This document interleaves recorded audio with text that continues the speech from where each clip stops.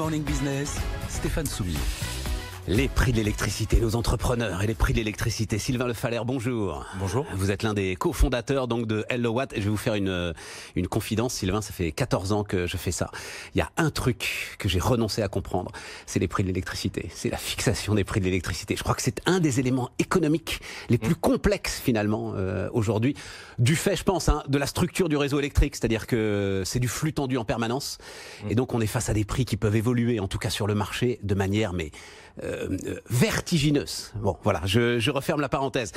Il va y avoir une augmentation là de 5,9% au 1er juin, Sylvain. Alors d'abord, et ensuite on va raconter ce que fait Hellowatt, votre entreprise, et la façon dont vous essayez de dynamiser la concurrence, mais pourquoi il y a une telle hausse des prix? Enfin, est-ce qu'elle est rationnelle, cette hausse des prix? Alors cette hausse des prix, du coup, elle reflète une hausse des prix sur le marché de l'énergie. Donc en fait, il y a une bourse de l'électricité sur lesquelles les producteurs et les acheteurs s'échangent l'énergie. Et donc ce prix a pas mal augmenté ces dernières années, et c'est ça que reflète cette hausse. D'accord. Pour bien comprendre en fait ce qu'il y a sur une facture d'énergie, en gros, il y a un tiers de taxes, il y a un tiers qui vient payer le réseau, donc Enedis, et un tiers qui vient payer l'énergie, quoi. Et donc là, c'est cette part énergie qui augmente. Ouais.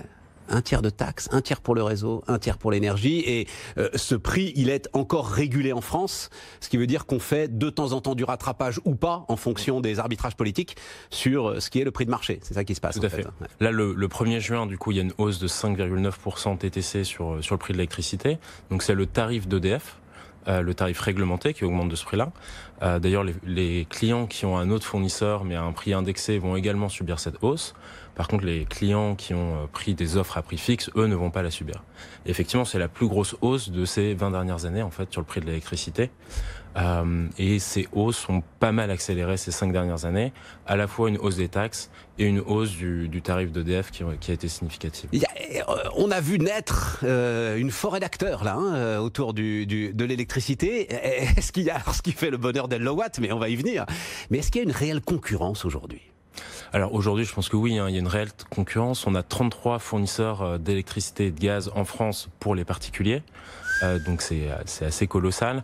Oui, aujourd'hui, on peut bénéficier de prix plus avantageux que les tarifs d'EDF ou d'Engie, qui sont des tarifs réglementés par l'État, tout en ayant un bon service client et tous les services qu'on souhaite. Mais sachant que beaucoup de ces entreprises indépendantes se fournissent auprès d'EDF quand même aujourd'hui. C'est ça qui est un tout petit peu étrange quand même dans l'organisation de cette concurrence. C'est ça qui fait dire d'ailleurs à Jean-Bernard Lévy de temps en temps, il y a des fortunes qui sont en train de se construire sur le dos d'EDF et sur le dos de nos réacteurs nucléaires.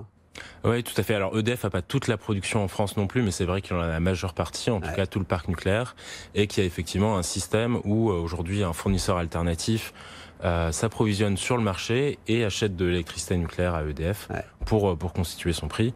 Effectivement, on a vu beaucoup d'acteurs arriver, beaucoup d'énergéticiens et même des acteurs de la grande distribution, par exemple. Ouais, c'est ça. Mais aujourd'hui, EDF est obligé quand même de nourrir ses concurrents. Le système est ainsi organisé, Sylvain, c'est ça le sujet. Oui, tout à fait. Effectivement, c'est ainsi organisé. Et d'ailleurs, je pense que c'est quelque chose qui est aussi à l'étude dans le fait de voir comment fonctionnera EDF demain et quelle est la régulation des tarifs de l'électricité. Visiblement, il y a pas mal de réflexions là-dessus en ce moment, parce que c'est vrai que les hausses actuelles sont assez importantes. Ouais, et puis c'est quand même assez légitime. Enfin, l'ensemble de ceux qui nous écoutent et qui nous regardent, ils font du business, ils sont dans des entreprises.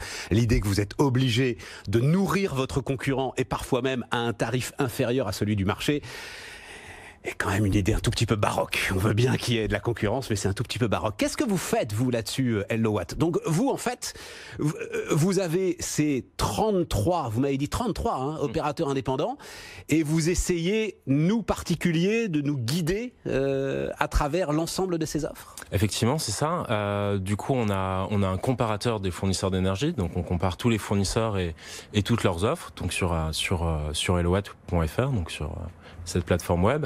Et on a aussi tous les avis clients qui permettent justement aux utilisateurs de savoir comment ça se passe chez tel ou tel fournisseur. C'est pas la seule chose qu'on fait chez Hellowatt, en fait. Non, mais ça c'est important quand même. C'est important, ouais, tout à fait. C'est le premier service qu'on a fait et on est en train d'être justement, notre idée, c'est d'être le conseiller énergie des particuliers, donc d'aider à faire le bon choix pour leur énergie. Et on le dit d'un mot, c'est tellement important que vous êtes quand même quelques acteurs sur ce secteur. C'est une course de vitesse entre vous. Il va falloir, à un moment, il va y avoir une consolidation sur ce marché, des éléments comme ça qui vont se passer. Alors effectivement, il y a d'autres comparateurs. Je pense que c'est bon. Nous, on compare l'ensemble du marché et aussi on propose des solutions pour réduire sa consommation d'énergie, qui est une autre façon de réduire sa facture. Et par ailleurs, là justement, vu cette hausse très importante au 1er juin, on vient de lancer un achat groupé pour aller plus loin en fait dans la réduction de ces factures. Alors qu'est-ce que c'est un achat groupé? L'idée est simple en fait, on réunit beaucoup de consommateurs et ensuite on va aller négocier des rabais, des offres plus intéressantes auprès de tous les fournisseurs. Vous parlez d'une hausse potentielle de 20%? D'une baisse, d'une baisse potentielle de 20%? Effectivement, et du coup notre objectif c'est d'atteindre la plus forte en fait réduction sur la facture avec cet achat groupé. Et donc oui, effectivement, on pense pouvoir faire ça. Donc c'est assez significatif pour une famille qui est dans une maison classique. On peut être à 2000 € voire plus de facture d'énergie. Donc effectivement, ça fait une réduction de 400 € par an. Et donc oui, on pense pouvoir atteindre ça en réunissant suffisamment de consommateurs et en négociant mieux les prix pour eux auprès des fournisseurs. Hello Watt, Sylvain Le Faller était notre invité ce matin sur BFM Business.